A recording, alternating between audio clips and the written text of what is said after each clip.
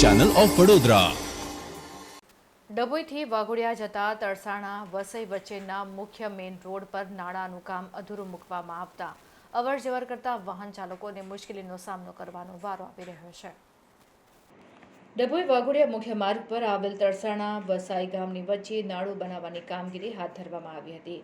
હાલ કામગીરી અધૂરી મૂકવામાં આવતા રોડની આજુબાજુ મેટલ નાખેલ હોવાથી બાઇક ચાલકો સંતુલન ગુમાવી બેસે છે, ત્યારે તંત્ર કોઈ મોટા અકસ્માતની રાહ જોતું હોય તેમ જણાઈ આવે છે।